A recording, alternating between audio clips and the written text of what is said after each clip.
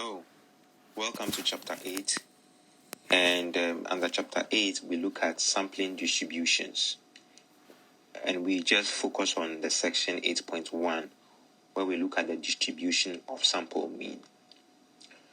So in this section, what I do is to summarize the things you see in the slides, the PowerPoint, and also work through the problems that I've given for practice. Now, we have looked at numerical ways of summarizing data. So we've seen using the mean, using the standard deviation, and things related to that. Okay, now if we want to look at the mean, okay, so let's come to the mean. If you take a population, you can find the mean of that population, and it's called the population mean, right? So let's take a class of 35 students. So the population is 35 students, right? Now, if you want to find the mean, if you want to take a sample of 5 students, okay, so you want to take a sample of 5 students out of the population of 35 students and find the, so from that sample, we want to know their score in exam 1. So taking a sample of 5 students, what is the score of those 5 students in exam 1? Okay, the average score of those 5 students or the mean score of those 5 students in exam 1. Then that score, the mean score, will be a sample mean. Okay, so that score will be a sample mean because we took a sample of 5 students. So assume you are the one doing this, okay? So you took a sample of 5 students from a class of 35 students. And you are taking this sample randomly. So using simple random way of sampling. Now, if you want to do that again, and you want to use simple random sampling, there is a very high chance that you are not going to select the same student you selected the first time. You may select some of them, but not the same student that you selected the first time will form your sample again when you are choosing 5 students. So assume that you want to repeat this process about 200 times, okay? So the first time you randomly sample 5 students out of the class of 35 students. Then you take note of the sample mean score of those 5 students. Then the second time you sample another 5 students and find the mean score of the 5 students. What you will realize is by the time you get to doing this thing the 200th time, you will notice that at every point that you do this sampling and taking note of the sample mean score, the sample mean score is not exactly the same from the first time you do it to the second time all the way to the end. So because this sample mean score will be varying from sample to sample, then we can say that even the sample mean is a random variable. Okay, so that brings us to a sampling distribution. So generally, the sampling distribution of a statistic, so any statistic, so remember statistics will be the sample mean or the sample standard deviation or anything that has to do with the sample, any summary that has to do with the sample. Okay, so the sampling distribution of a statistic is a probability distribution for all possible values of the statistic computed from a sample of a certain size, let's say size n. So in the example that I gave you, a size of 5 students, a sample of size 5. Okay. So the sampling distribution of the sample mean, and remember the sample mean, we denote that with x bar. Okay.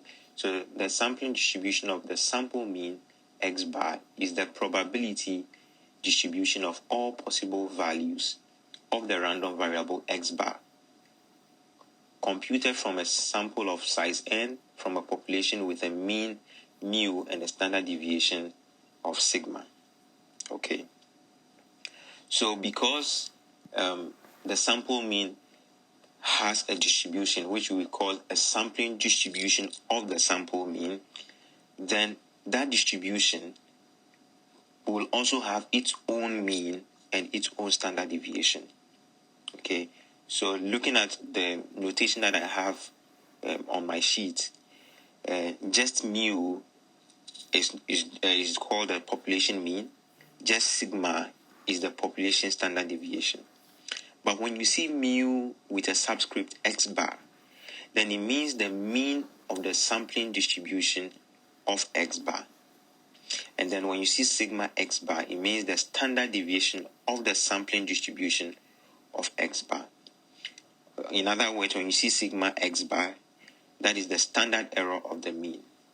So what does mu x bar mean? It means that in the example that I gave, you take a sample of 5 students, and then you take note of the mean score, okay, the sample mean score of those 5 students. And you do this 200 times. So at every time you are going to get a single value for the sample mean, right? So you take those sample of 5 students 200 times. Now, when you find the mean of those 200 scores that you have taken note of, that mean is what you are going to denote with mu x bar. Then when you also find the standard deviation of those 200 data points, that standard deviation is what we denote by sigma x bar, which we call the standard deviation of the sampling distribution of x bar, or the standard error of the mean. Okay. Now, it has been proven that this relationship exists. That if you know the population mean and then the population standard deviation, then you can tell what the mean of the sampling distribution of x bar is, and also you can also tell what the standard error of the mean is. So by notation, we say that mu x bar equals mu, and then sigma x bar equals sigma over square root of n. So these two relationships are things that are proven, they are known in statistics, so you can be able to tell what the distribution of, what the mean of the sampling distribution of x bar will be, and what the standard deviation of the sampling distribution of x bar will be. Okay, so at this point, with this information, we can work on practice problem 1, and it says determine mu x bar and then sigma x bar from the given parameters and the samples and the sample size. So we are given the parameters of mu, sigma, and then the sample size n. So for A, we are given the mean, which is the population mean, and to be 80. We are given the population standard deviation to be 14, and then the sample size 49. So we want to find the mean of the sampling distribution of x bar, or the mean of x bar. So that mean of x bar is simply equal to the population mean. So mu x bar equals 80. Okay, so this relationship is just straightforward. Then the second one, sigma x bar. Sigma x bar equals sigma over square root of n, where remember sigma is the population standard deviation. So sigma x bar will be equal to 14 over the square root of the sample size, so over the square root of 49. So that gives us 2. So for the very random variable, or the sampling distribution that we have in A, okay, so the sampling distribution x bar in A has a mean of 80 and a standard error of 2. Okay, so remember I use standard error over here, or I can say that the standard deviation of the sampling distribution of x bar, or the standard deviation of x bar, is 2. So x bar has a mean of 80, and then x bar has a standard deviation of 2. That is for A. Now when we go to B, we are given the parameters, so mu of 27, and then sigma of 6, and a sample size of 15. So by the formula, mu x bar equals mu, which then equals 27. And then sigma x bar equals sigma over square root of n. So that will be 6 over square root of 15. So to 2 decimal places, that is 1.55. Okay, so we come to the next point. Now, when you sample from a population, okay, so take a population that is normally distributed. So it means that, let's say, X is the random variable you are looking at. And if we say X is normally distributed, then it means that the shape of X will be bell-shaped. Okay, so the distribution of X will be bell-shaped. Now, if I sample from X, right? So if I sample from a normal population, then the shape of the sampling distribution of X bar will also be normal. Okay, so a sample from a normally distributed population will generate a sampling distribution which is also normal. So take note of that relationship.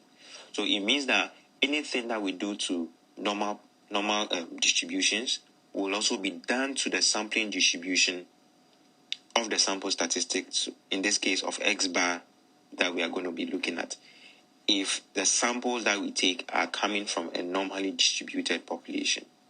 So let's take note of that. All right, so with this information, we can answer the questions in number 2. So number 2 says, a simple random sample of size n equals 13 is obtained from a normally distributed population with mu equals 68 and sigma equals 15. So 68 is the mean of the population, and then sigma of 15 is the standard deviation of the population. So A says, describe the shape of the sampling distribution of X bar. Okay, so in this case, we are looking at X bar as a random variable, and we want to describe the shape of X bar. So remember the rule that I gave before this point, that when you sample from a population that is normally distributed, then the shape of the sampling distribution will also be normally distributed.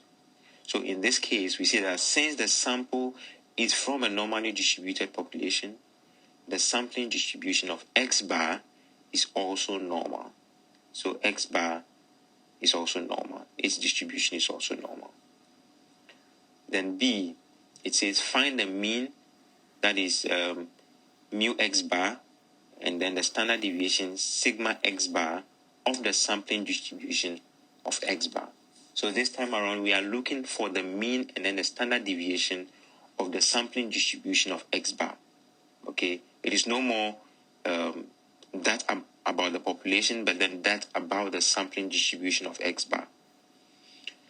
So by the relationship, we know that mu X bar equals mu, right? Mu X bar equals mu. You can see how this was arrived at when you look at the example in the slide. Okay, when they used the weight of pennies minted after 1982. They did a simulation and then came up with a result. So spend time and look at that. If you have any question, you can ask me. Okay, so from that relationship, it's established that mu X bar equals mu, and that equals 68. So the mean of X bar is 68. Now the standard deviation of X bar equals the standard deviation of the population over the square root of n, the sample size. So in this case, 15 over the square root of 13. And to 2 decimal places, that will be 14.16. 14.16. Okay. Now we go to C, which uses our knowledge of what we have looked at under chapter 7. Okay. Now it says, what is probability that X bar is less than 71.6? X bar is less than 71.6. So remember, at this point, we know that X bar is a random variable. We are treating it as a random variable because we are considering the sampling distribution of X bar. So if we want to find the probability that X bar is less than 71, then we have to recall what is the shape of the distribution of X bar. What kind of distribution is it? And from A, we were able to establish that the shape of the sampling distribution of X bar is normal. So if that is normal, do we know how to solve to find probabilities for normal distribution? Yes, I think we know that from chapter 7. Okay, so the first thing you want to do is to sketch the shape of X bar. So remember, X bar is normal, so we have a bell shape coming out. Now, what is the mean of the distribution X bar? We saw that in B, and we realized the mean, which is mu X bar, is 68. Okay, and what is its standard deviation? That is 4.16. 4.16, because its standard deviation is sigma X bar. Okay, so anytime you see a subscript attached to any parameter or any statistic, know that that subscript means that whatever you are looking at is related to the subscript over there. So mu X bar means that this mu is for X bar, and then sigma X bar means this sigma is for X bar. So with that information, we want to find the probability that X bar is less than 71.6. That means we are pretty much calculating the area under the curve to the left of 71.6. And we know how to do that using the TI-84. I have not demonstrated how to use StatCrunch to do that, but then the instructions on how to use StatCrunch is in the slide for chapter 7. Okay, so you look at that, and then you can practice with StatCrunch to know how to use it to get the probability. But if we are using TI-84, then the probability that X bar is less than 71.6, we need to use the normal CDF, because CDF is cumulative distribution function. So it's finding the area within a certain interval. And by the formula, it is the lower bound, and then comma upper bound, comma the mean, comma then the standard deviation. So you have 4 inputs that are required. So when you look at the curve that we just sketched, what is the lower bound? You realize that it is a certain value which is to the left, okay? And usually leftmost values are negative, right? And this is a value that we don't really know, right? So it's like you go to the very end. We don't know what the last number on the number line is. So we represent that with negative infinity. So in this case, the lower bound is negative infinity. And on the TI-84, we represent that with negative 1 E99. Then the upper bound in this case, so you see I've shaded the region to help you get where we are looking at. So the upper bound, where does the shading end? It ends on 71.6. Then what is the mean? The mean will be mu X bar, which is 68. The standard deviation is sigma X bar, that is 4.16. So using the TI-84, that resolves to be approximately 4 decimal places, that is 0.8066. So that gives us probability that X bar is less than 71.6. Okay, then we go to question D, and D says, what is probability that X bar is greater or equal to 70.4? So X bar is greater or equal to 70.4. So it always helps to sketch first. So I have my bell shape. I state my mean. My mean is 68. And then we want to find the area to the right of 70.4. So that region is shaded in red to the right. Now we still use the normal CDF. That is the TI-84 normal CDF function. And the lower bound in this case will be what is the least value in the shaded region, and that is 70.4. Then what is the highest value in the shaded region? So this way you move rightward to the very last number on the number line, and we realize that is positive infinity. And we indicate that with 1E99, which you can see on the TI-84. Okay, so you enter 1E, you can find E on the calculator by pressing the second button and then where you see the comma, and then 99. Then the mean, which is 68, and the standard deviation of X bar, that is 4.16. So that resolves to be 4 decimal places, that is 0.2820. Okay, so this is a question where we're given the information that X bar is coming from the population is normally distributed. So just with that knowledge, okay, we are able to also conclude that the shape of the sampling distribution of X bar is also normal. And that helped us to be able to answer C and D. All right. Okay. So we have a situation that is also possible. So what if you take a sample from a population, but then you don't know the shape of the population? You don't know you don't know the distribution of the population. Okay, so you are not told that the population is normal. So if you are not told it is normal, or you are given a distribution which is not normal, then how do you go about solving your problems? Okay, so within the scope of this class, we want to limit things to normal distribution as much as possible. So we look at another situation where we can use normal distribution for X bar. And how do we do that? So by a principle that you see described in the slides, we call that the central limit theorem. Okay, and the central limit theorem states that regardless of the shape of the underlying population, the sampling distribution of X bar becomes approximately normal as the sample size N increases. Okay, so anytime you have a sample size which is increasing, or ideally we say a sample size which is greater or equal to 30. So by that we say that is an appreciably high sample size. Then you don't even need to know any information about the population, right? The distribution of the population or the shape of the population. At once you can assume that then the distribution of the sampling distribution of X bar, its shape will be normal, regardless of the underlying distribution of the population. Okay, so with that said, let's see this example that applies that knowledge. So we have question 3. It says a simple random sample of size N equals 49. Okay, it's obtained from a population with mu 83 and sigma equals 7. Describe the shape of the sampling distribution of X bar. So if you notice, question 2 and question 3 are different. In question 2, we are told that the population is normal. But in question 3, no extra information is given about the population in terms of its shape.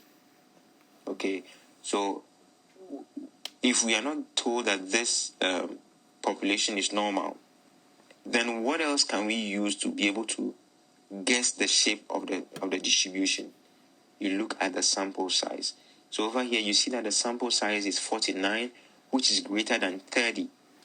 Okay, so we say that even though the distribution of the population is not known, N is large, that is N is greater than 30, which is 49, and therefore the sampling distribution of X bar is normal. Okay, or the sampling distribution of X bar has a normal shape. Okay, so by now you see the difference. When you are told that a distribution is, the population is normal, then at once you can assume that X bar is normal.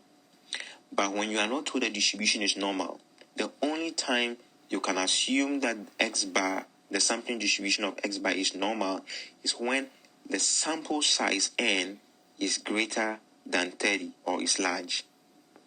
So in this case, in 3, the sampling distribution of X bar is normal. We go to B. B says find the mean mu X bar and the standard deviation sigma X bar of the sampling distribution of X bar. So with this one, this relationship holds for any form of X bar. Okay, so the mu X bar will be equal to mu, which is 83, and then sigma X bar is sigma over square root of N, and that is 7 over square root of 49, which is equal to 1. All right, so we have the mean of X bar 83 and the standard deviation of X bar 1. So now we go to question C, 3C. It says, what is P of X bar is greater than 84.75? So anytime we are looking at for a probability, we need to know the distribution of the random variable we are working with. So what is the distribution of X bar again? X bar is normal, which we were able to identify in question A. So because X bar is normal, to find probability of X bar greater than 84.75, we have to plot, we have to sketch this curve or this function. So by sketching, we see a bell shape, and then we shade to the right side of 84.75.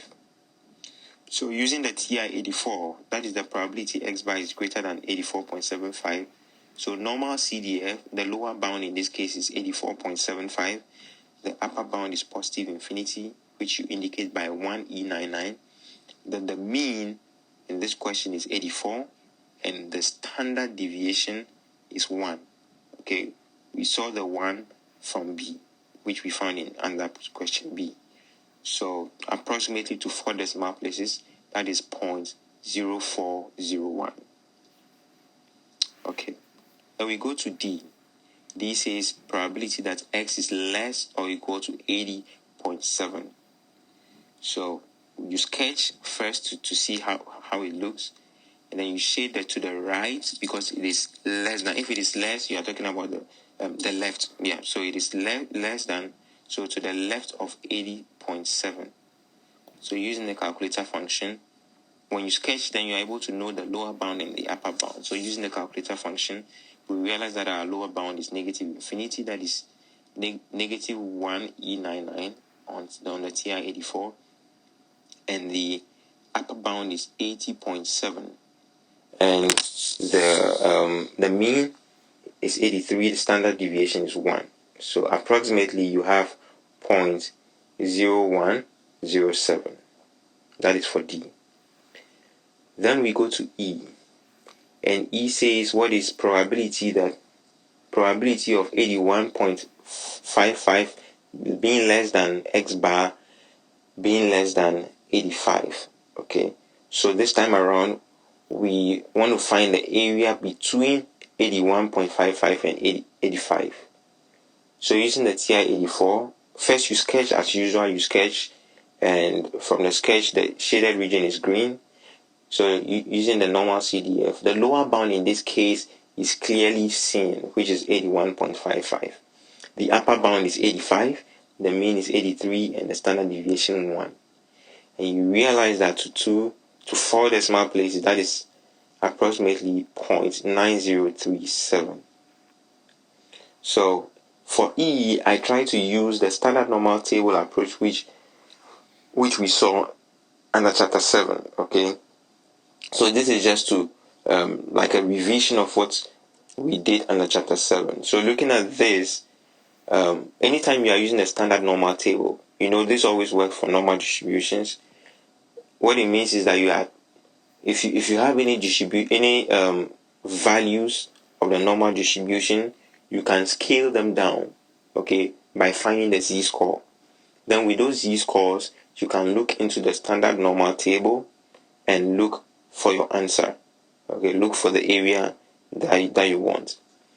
So first, remember the z-score is giving us, so generally the z-score is giving us whatever random variable you are dealing with minus the mean of that random variable over the standard deviation of the random variable.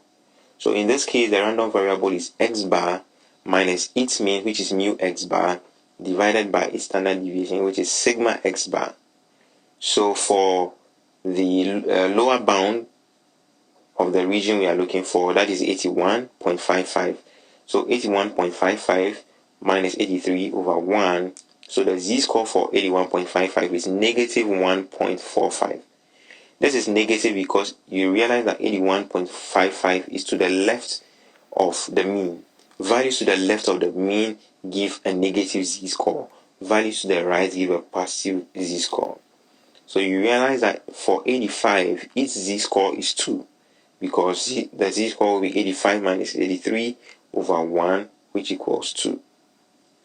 So if we want to find this, the region between, we realize that probability of 81.55 less than x bar less than 85 is actually equal to probability of, so now we are writing it in terms of the z-score. That is equal to probability of negative 1.45 less than z less than 2. And to find the region between these two numbers, we know that the standard normal table gives us areas to the left. Okay, so we need to transform this a bit by writing everything to be like area to the left. So if we want to find the region between 2, negative 1.45 and 2, what that means is if we can find the whole area to the left of 2, and also find the whole area to the left of negative 1.45, then you subtract the smaller area from the larger area, that will give you the area between them. So by extension, that means I want to find z less than 2 from the z table, and from the z table, that gives 0.9772. Okay, so you look for the z-score, the intersection of the first two digits of the z-score and the column of the last digit of the z-score. So that gives 0.9772.